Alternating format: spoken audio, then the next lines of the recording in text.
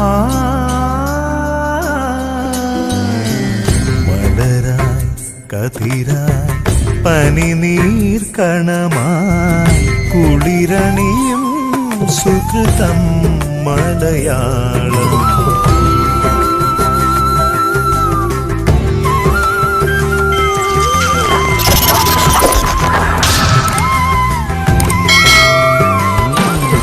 നമ്മൾ ഇന്ന് പരിശോധിക്കാൻ പോകുന്ന വിഷയത്തിലേക്ക് കടക്കുന്നതിന് മുൻപ് ഒരു ചെറിയ ചോദ്യം. കുട്ടനാട്ടിലെ വാമൊഴി ഇതിഹാസം എന്നറിയപ്പെടുന്ന കൃതി ഏതാണ്? നിങ്ങളുടെ മുന്നിലുള്ള രേഖകളിൽ 4 ഓപ്ഷനുകളുണ്ട്. എ മതിലേരി കന്നി, ബി മലനാട്ടിലാദി, സി പൊന്നിറുത്താൾ കഥ, ഡി കുഴിക്കാട്ടുപച്ച. ആ ചോദ്യം എളുപ്പമുള്ളതാണെങ്കിലും ഉത്തരം അല്പം കുഴപ്പിക്കുന്നതാണ്. അപ്പോൾ ശരിയായ ഉത്തരം മലനാട്ടിലാദിയാണ്. മലബാറിലെ കാവുകളിലേക്ക് നമ്മൾ പോകുമ്പോൾ അവിടെ ചെണ്ടയുടെ താളത്തിനൊപ്പം മനുഷ്യർ ദൈവങ്ങളായി മാറുന്ന ഒരുപാട് കാഴ്ചകളുണ്ട്. പക്ഷെ അതിനിടയിൽ അധികമാരും കാണാത്ത, ഒരുപക്ഷെ കേട്ടിട്ട് പോലുമില്ലാത്ത ചില തെയ്യങ്ങളുണ്ട്. അങ്ങനെ ഒരു അപൂർവ തെയ്യമാണ് മലനാട്ടിലാദി. വരൂ, നമുക്ക് ആ തെയ്യത്തിന്റെ കഥയും കാര്യങ്ങളും ഒന്ന് അറിഞ്ഞിട്ട് വരാം. മലനാട്ടിലാദി പണ്ട് മാമലയാർ കുന്നിന്മേൽ മലയോരം തന്നിലൊരു മാളിക തീർത്തല്ലോ. ഈ തോറ്റംപാട്ടിലെ ഒരൊറ്റ വരി കേൾക്കുമ്പോൾ തന്നെ നമ്മുടെ മനസ്സിലേക്ക് എന്തൊക്കെയോ ചിത്രങ്ങൾ വരുന്നില്ലേ? ഇതൊരു വെറും പാട്ടിന്റെ തുടക്കമല്ല, ഒരു വലിയ സംസ്കാരത്തിലേക്കുള്ള വാതിൽ കൂടിയാണ്. അപ്പൊ സ്വാഭാവികമായും നമ്മുടെ എല്ലാം മനസ്സിൽ ഒരു ചോദ്യം വരും. ആരാണീ മലനാട്ടിലാദി? ഒരു പേരിനപ്പുറം എന്താണ് ഈ ദൈവത്തിന് പറയാനുള്ളത്? ഈ ചോദ്യത്തിനുള്ള ഉത്തരം തേടിയാണ് നമ്മൾ ഇന്ന് സംസാരിക്കുന്നത്. ശരി, നമുക്ക് ആ കഥയിൽ നിന്ന് തന്നെ തുടങ്ങാം. ഓരോ തെയ്യത്തിനും പിന്നിലും നമ്മളെ പിടിച്ചിരുത്തുന്ന ഒരു കഥയുണ്ടാകും, അല്ലേ? മലനാട്ടിലാദിയുടെ ഐതിഹ്യം തുടങ്ങുന്നത് ഒരൊറ്റ ആത്മാവിന്റെ കഥയിൽ നിന്നാണ്. ഇതിലെ ഏറ്റവും രസകരമായൊരു കാര്യം എന്താണെന്നറിയാമോ? മലനാട്ടിലാദിയുടെ ചരിത്രം പുസ്തകങ്ങളിലോ താളിയോലകളിലോ ഒന്നും എഴുതിവെച്ചതായി കാണില്ല.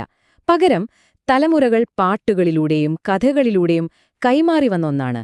പ്രത്യേകിച്ച് കാസർകോട്ടെയും കണ്ണൂരിലെയും പുലയ സമുദായത്തിന് ഇതവരുടെ പൈതൃകത്തിന്റെ ഭാഗമാണ്.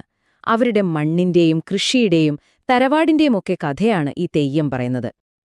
അപ്പോ ഈ ദൈവത്തിന്റെ തുടക്കത്തെക്കുറിച്ച് പ്രധാനമായും 2 അഭിപ്രായങ്ങളുണ്ട്. ഒന്ന്, പണ്ടെപ്പോഴോ ദുർമരണം സംഭവിച്ച ഒരു പൂർവികന്റെ ആത്മാവ് കാലം കഴിഞ്ഞപ്പോൾ ഒരു ആരാധനാമൂർത്തിയായി മാറി എന്നതാണ്. അല്ലെങ്കിൽ ഒരു വംശത്തെ മുഴുവൻ കാത്തുരക്ഷിക്കാൻ വേണ്ടി വന്ന ഒരു ആദിമ കാവൽ ദൈവമാണ് മലനാട്ടിലാദി എന്നൊരു വാദവുമുണ്ട്. ശരി, നമുക്കിങ്ങനെ തുടങ്ങാം. ചരിത്രം എന്ന് കേൾക്കുമ്പോൾ എന്താണ് നിങ്ങളുടെയൊക്കെ മനസ്സിലേക്ക് ആദ്യം ഓടി വരുന്നത്? ഒരുപക്ഷെ പുസ്തകങ്ങളായിരിക്കും, അല്ലേ? പഴയ രേഖകൾ, അങ്ങനെയൊക്കെയുള്ള കാര്യങ്ങൾ. എന്നാൽ ഈ ഔദ്യോഗിക രേഖകളിലൊന്നും പെടാത്ത, പക്ഷെ ആളുകളുടെ ഓർമ്മകളിൽ പാട്ടുകളായിട്ടും കഥകളായിട്ടും തലമുറകളായി കൈമാറി വന്ന വേറൊരു ചരിത്രമുണ്ടെങ്കിലോ? അതെ, അതിനെയാണ് നമ്മളൊരു തരം സമാന്തര ചരിത്രം എന്നൊക്കെ പറയുന്നത്. വിജയികൾ എഴുതിയ ചരിത്രമല്ല, മറിച്ച് ഇരകൾ പാടിപ്പഴകിയ ചരിത്രം. സാധാരണ മനുഷ്യരുടെ ഓർമ്മകളിലൂടെ, അവരുടെ പാട്ടുകളിലൂടെ, അനുഷ്ഠാനങ്ങളിലൂടെയൊക്കെ ജീവിക്കുന്ന ഒന്ന്. അപ്പോ ഈ പറയുന്ന സമാന്തര ചരിത്രത്തിന് നമ്മുടെ കേരളത്തിൽ നിന്ന് തന്നെയുള്ള ഏറ്റവും നല്ലൊരു ഉദാഹരണമാണ് വടക്കൻ പാട്ടുകൾ. നമ്മളെല്ലാവരും കേട്ടിട്ടുണ്ടാവും, അല്ലേ? പക്ഷേ ആ വീരയോദ്ധാക്കളുടെയൊക്കെ കഥകൾക്കിടയിൽ അധികമാരും അത്ര ശ്രദ്ധിക്കാത്ത ഒരു ദുരന്ത കഥയുണ്ട്, മതിലേരി കന്നിയുടെ കഥ. ഇവിടെയാണ് കാര്യങ്ങൾ കുറച്ചുകൂടി സങ്കീർണമാവുന്നത്. സാധാരണ വടക്കൻ പാട്ടുകളെന്ന് പറഞ്ഞാൽ അത് വീരന്മാരുടെ ലോകമാണ്, ആഘോഷങ്ങളുടെ ലോകമാണ്. പക്ഷെ മതിലേരി കന്നിയുടെ കഥയോ, അതൊരു ദുരന്തമാണ്. ആ വീരനായകന്മാരുടെ ലോകത്ത് അവൾ ഒരു ദുരന്ത നായികയായിട്ട് ഒറ്റയ്ക്ക് നിൽക്കുന്നു. അവൾ വെറുമൊരു സാധാരണ പെൺകുട്ടിയായിരുന്നില്ല, പ്രശസ്തമായ പുത്തൂരം തറവാട്ടിലെ അംഗമായിരുന്നു.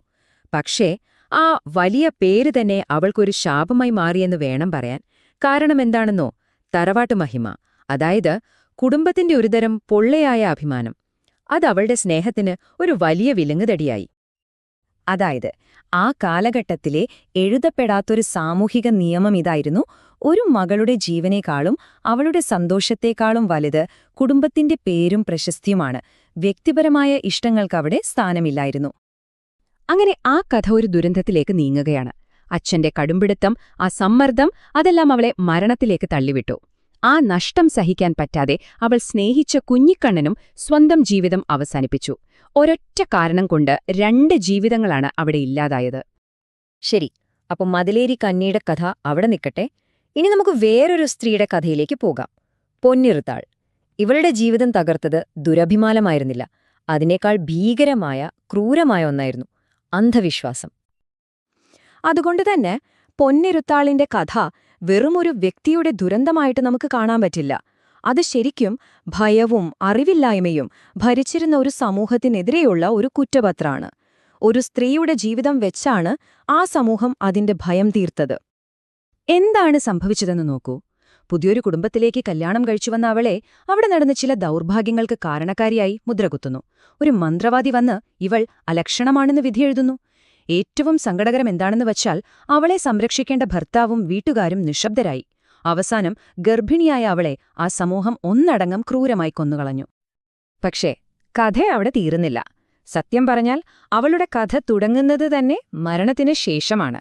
ആ കൊടും ക്രൂരതയ്ക്ക്, ആ അനീതിക്ക് വളരെ ശക്തമായൊരു പ്രതികരണമാണ് പിന്നീടുണ്ടായത്. ആ സമൂഹത്തിനുണ്ടായ കുറ്റബോധത്തിൽ നിന്നാവാം അവർ അവൾക്കുവേണ്ടി ഒരു തെയ്യം കെട്ടിയാടാൻ തുടങ്ങി. എന്താണ് തെയ്യമെന്നറിയാമല്ലോ അല്ലേ? ദൈവത്തിന്റെ കോലം കെട്ടി സാധാരണ മനുഷ്യൻ ദൈവമായി മാറുന്ന ഒരു അനുഷ്ഠാനമാണത്. ഇവിടെയാണ് ആ അത്ഭുതകരമായ മാറ്റം സംഭവിക്കുന്നത്. ജീവിതത്തിൽ എല്ലാത്തിനും മുന്നിൽ നിസ്സഹായയായി നിന്ന ആ പെൺകുട്ടി മരണശേഷം പ്രതികാരദാഹിയായ ശക്തയായൊരു ദേവതയായി മാറി. അവളെ കൊന്ന അതേ സമൂഹം അവർ തന്നെ അവളെ ആരാധിക്കാനും തുടങ്ങി, അതിലുപരി ഭയപ്പെടാനും തുടങ്ങി. അപ്പൊ നോക്കൂ, ഒരു വശത്ത് മനുഷ്യന്റെ ജീവിതങ്ങളെ നിയന്ത്രിക്കുന്ന ഈ എഴുതപ്പെടാത്ത വൈകാരികമായ നിയമങ്ങൾ, ദുരഭിമാനവും അന്ധവിശ്വാസവുമൊക്കെ. എന്നാൽ ഇതേ സമയം തന്നെ ഇതിന് സമാന്തരമായിട്ട് വേറൊരു തരം നിയമവ്യവസ്ഥ കൂടി നിലനിന്നിരുന്നു. അതായിരുന്നു എഴുതപ്പെട്ട നിയമങ്ങളുടെ ലോകം. ചിട്ടപ്പെടുത്തിയ കൃത്യമായ ചട്ടങ്ങൾ, പ്രത്യേകിച്ചും ദൈവങ്ങളുമായി ബന്ധപ്പെട്ട അനുഷ്ഠാനങ്ങളുടെയും പൂജകളുടെയും നിയമങ്ങൾ. അതിനൊരു ഉദാഹരണമാണ് കുഴിക്കാട്ടുപച്ച എന്നു പറയുന്ന താന്ത്രിക ഗ്രന്ഥം. അപ്പോ ഈ രണ്ട് നിയമങ്ങളും തമ്മിലുള്ള വ്യത്യാസം വളരെ വ്യക്തമാണ്, അല്ലേ? ഒരു വശത്ത് പാട്ടുകളിലും കഥകളിലുമുള്ള എഴുതപ്പെടാത്ത നിയമങ്ങൾ. അവ കൂടുതലും വൈകാരികമാണ്, മനുഷ്യർ തമ്മിലുള്ള ബന്ധങ്ങളെക്കുറിച്ചാണ് പറയുന്നത്. മറുവശത്തോ കുഴിക്കാട്ടുപച്ച പോലെയുള്ള എഴുതപ്പെട്ട ഗ്രന്ഥങ്ങൾ. അവ വളരെ ചിട്ടയോടുകൂടിയുള്ളതാണ്, മനുഷ്യരും ദൈവങ്ങളും തമ്മിലുള്ള ബന്ധങ്ങളെക്കുറിച്ചാണ് അവ സംസാരിക്കുന്നത്. അപ്പോ എന്താണ് ഇതിന്റെയൊക്കെ അർത്ഥം? ഒരേ സമയം രണ്ട് വ്യത്യസ്ത നിയമവ്യവസ്ഥകൾക്കനുസരിച്ച് ജീവിക്കുന്ന ഒരു സമൂഹത്തെക്കുറിച്ച് നമുക്കെന്ത് മനസ്സിലാക്കാം? ഇത് ശരിക്കും ആ സമൂഹത്തിന്റെ രണ്ട് മുഖങ്ങളാണ് നമുക്ക് കാണിച്ചു തരുന്നത്. ഒന്നാമത്തേത് മനുഷ്യർ തമ്മിലുള്ള ബന്ധങ്ങളെ നിയന്ത്രിക്കുന്ന സാമൂഹിക നിയമങ്ങൾ. അവിടെ പലപ്പോഴും ഭയവും ക്രൂരതയുമൊക്കെയാണ് മുന്നിട്ട് നിൽക്കുന്നത്. രണ്ടാമത്തേത് ദൈവങ്ങളെ പ്രീതിപ്പെടുത്താനും ദൈവികമായ കാര്യങ്ങൾ ചിട്ടപ്പെടുത്താനുമുള്ള എഴുതപ്പെട്ട നിയമങ്ങൾ. അവിടെ കൃത്യമായ അനുഷ്ഠാനങ്ങൾക്കാണ് പ്രാധാന്യം. അതുകൊണ്ടുതന്നെ ഈ നാടോടിക്കഥകൾ വെറും ദുരന്തകഥകൾ മാത്രമല്ല, അവ ആ സമൂഹത്തിന്റെ ഓർമ്മകളാണ്. അതിലുപരി ആ സമൂഹത്തിന്റെ മനസാക്ഷിയായിട്ട് പ്രവർത്തിക്കുന്നു. തലമുറകളിലേക്ക് കൈമാറുന്ന ഒരുതരം മുന്നറിയിപ്പായി അവ മാറി. അതായത് കലയിലൂടെ, ഇവിടെ തെയ്യം പോലുള്ള അനുഷ്ഠാനങ്ങളിലൂടെ കൊല്ലപ്പെട്ട ഇരകൾക്ക് ഒരു ശബ്ദം തിരികെ കിട്ടുകയാണ്. സമൂഹം ചെയ്ത തെറ്റ് ഓർക്കാനും ഒരു തരത്തിൽ പ്രായശ്ചിത്തം ചെയ്യാനും അവർ നിർബന്ധിതരാവുകയാണ്. ഇരയ്ക്ക് അമരത്വം നൽകി സമൂഹം സ്വയം ഓർമ്മിപ്പിച്ചുകൊണ്ടിരിക്കുന്നു. ഇതെല്ലാം നമ്മളെ ഇന്നത്തെ കാലത്തെക്കുറിച്ച് ചിന്തിക്കാൻ പ്രേരിപ്പിക്കുന്ന ഒരു ചോദ്യത്തിലേക്കാണ് കൊണ്ടെത്തിക്കുന്നത്. ശരിയാണ്, കാലം ഒരുപാട് മാറി.